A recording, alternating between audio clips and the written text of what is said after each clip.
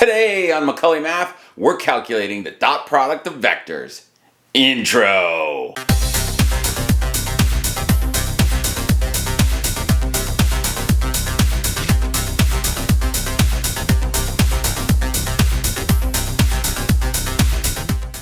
Okay, good day. I'm Professor Macaulay. This is Math 150 Pre-Calculus, Lesson 32 on dot products. Our goals for today.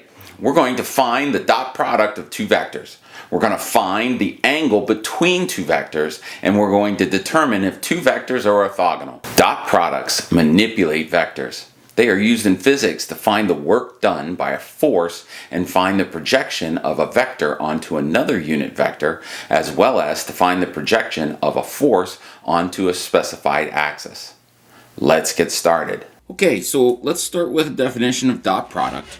And the dot product of two component vectors, vector u with its components being x1 and y1, and vector v with its components being x2 and y2, then the dot product of vector u and vector v is just the sum of the product of the x's and the product of the y's.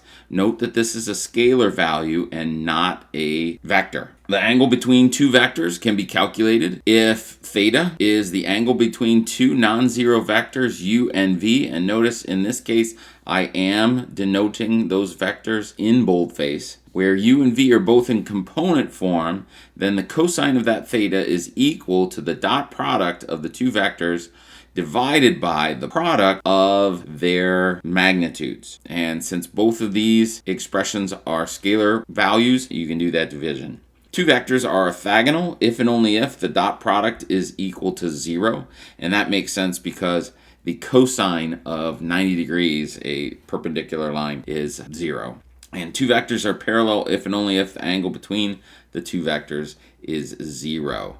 All right, so let's do an example where we are finding dot product. And so if I am asked to find the dot product of u and v, I am going to find the product of the x's and the product of the y's. So 2 times -5 plus 2 times 3 gives me -10 plus 6, which is -4. Next example says find the angle between the two vectors. So I am given vector u as being 6i minus 2j and vector v being 8i minus 5j. And you will remember from the last lesson, when they give it to you using these unit vectors, we can convert that very quickly and say that vector u in its component form is 6, -2, and vector v in its component form is 8, -5. All right, so before we get started, let's make a diagram. So if I draw in some coordinates, a coordinate plane there, and I've drawn it like this because I've got a positive and a negative, positive and negative. So there's my x, here's my y. If I draw in this first one and we call this 6 and we call this -2, then there is my first vector.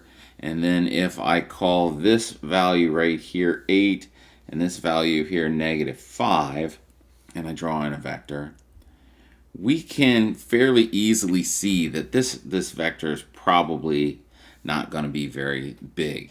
Now, if we go back up to here and we look at the formula, I've got the cosine of theta is equal to the dot product of vector u and vector v over the product of the magnitude of vector u and the magnitude of vector v. So let's just plug that in. We'll rewrite that equation just so you have it in your notes. And we'll go the cosine of theta is equal to vector u dot vector v all over the magnitude of vector u times the magnitude of vector v. And now we'll plug in. So we'll say the cosine of theta is equal to, we'll do that dot product. And so we'll have 6 times 8 plus -2 times -5. And that will be all over. Well, magnitude is the square root of 6 squared plus -2 squared, and we need to multiply that by the square root of 8 squared plus -5 squared. And to get theta by itself, we'll take the arc cosine of both sides. So we'll go theta equals the arc cosine. And then we'll do some calculations here. So let's see here, 6 times 8 is 48.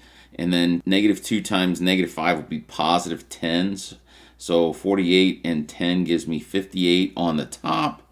And then on the bottom, let's see here, I've got 6 squared is 36 and 2 squared is 4. So 36 and 4 would be the square root of 40. And then 8 squared is 64 and 5 squared is 25. So 64 and 25 is 89. And honestly, I think this is good enough simplification to put into Desmos since we're going to come up with an angle measure anyway. So let's go over to Desmos and again check to make sure that you are in degree mode, and we will go arc cosine of parenthesis, we only have the one number in the top, and then divided by, and then we'll type in the square root of 40 and right arrow to get out from underneath that first square root, and we'll go times, and then again square root of 89, and that is it. Just put the parenthesis, so 13.570 degrees.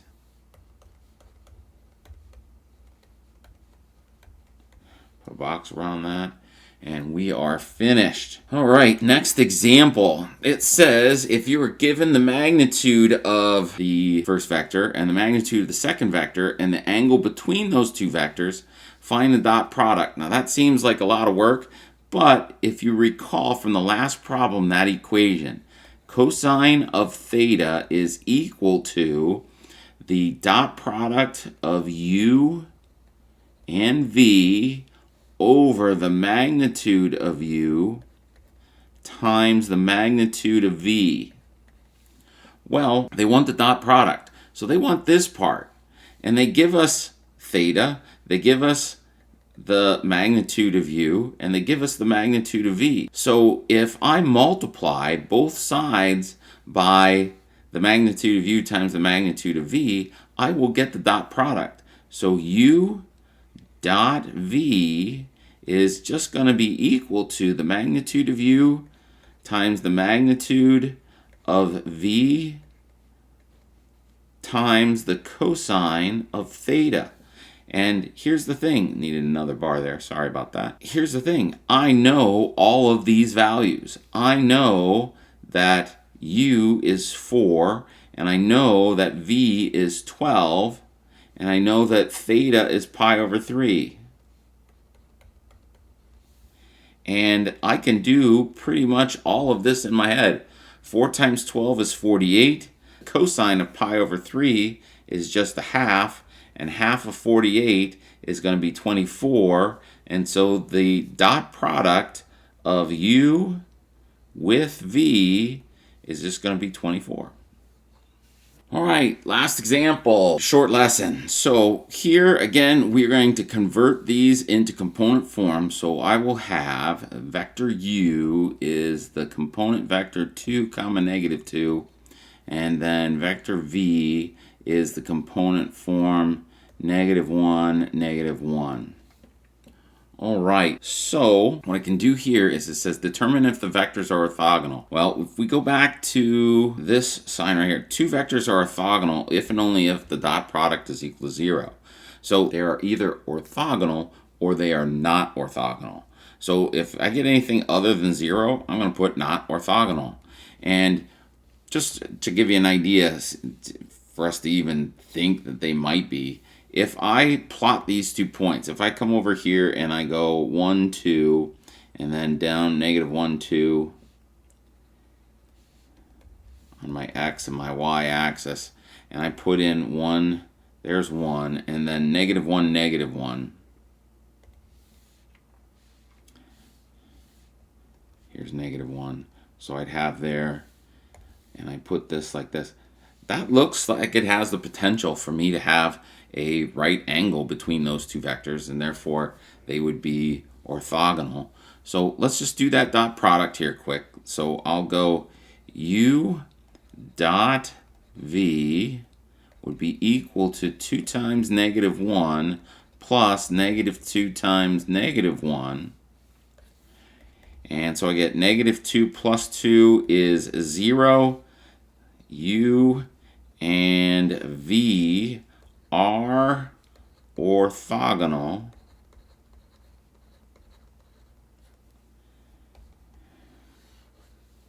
And that is all that I have for today, folks. So, the